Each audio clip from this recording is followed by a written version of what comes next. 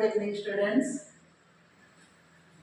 In previous class, we had already discussed that introduction to Java programming. Today, I am going to introduce and I am going to discuss about the how many types of programming language and what are the main difference between that programming language. So, my topic is how many types of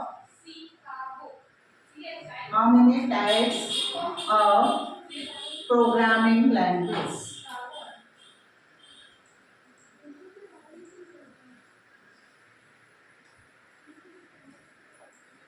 In the previous class, we had already discussed that what is programming language, a set of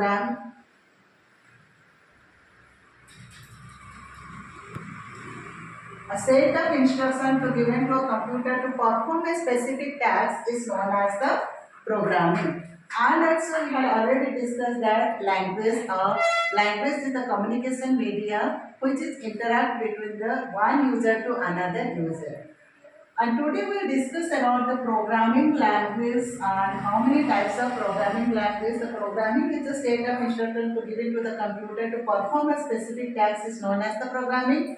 And the language which is used and a compulsory language is needed to write a program. That means students, important notes in here. A programming always needs a language. Without language, we can't write any kind of programming language. That may be your C programming, that may be your C++ programming, that may be your Java programming, that may be your Python programming. It means a language always, a programming always needs a language. Without language, we can't write any kind of programming language. So your programming languages are divided into two categories. My question was, how many types of programming language? Hence, it is the programming language are two types.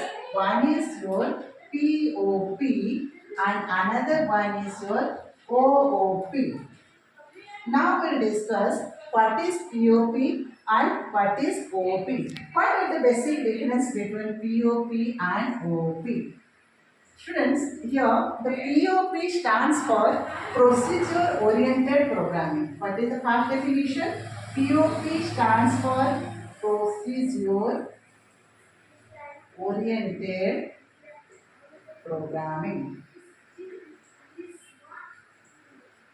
But in here, OOP stands for Object Oriented Programming.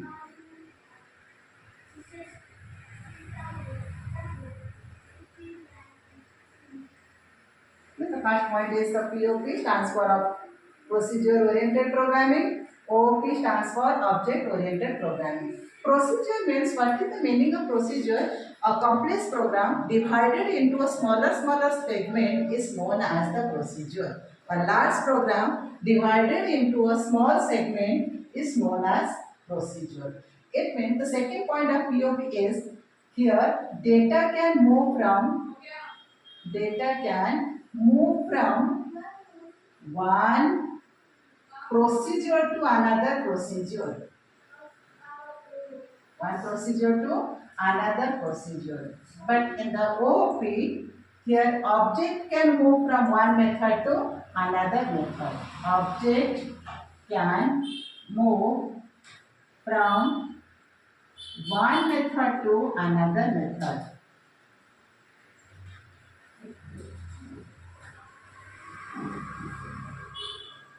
Procedural language, your data can move, but in the object oriented method programming, object can move. And the third point of POP, it is a top to down approaches programming. Top to down approaches programming.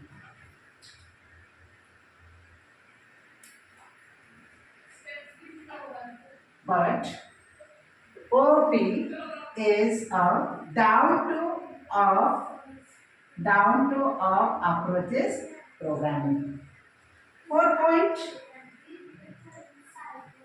the POP examples are, what are the examples of POP programming? So examples are like Fortran, Pascal, C programming example.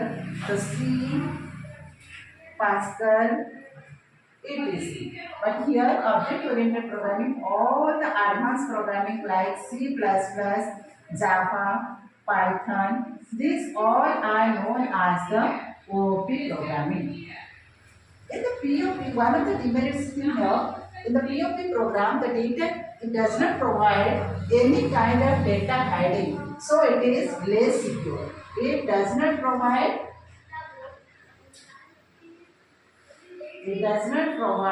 any kind of data hiding. It means we can't set any kind of password anyhow. So it is less secure. But POP, in the OOP object oriented programming, it can provide data hiding, so it is more secure. It means we can set any kind of password in object oriented programming. This is all about your POP and OOP. But in the next class, we will learn what is OOP and what are the features of OOP and what is object and what is class. Till then, friends, bye.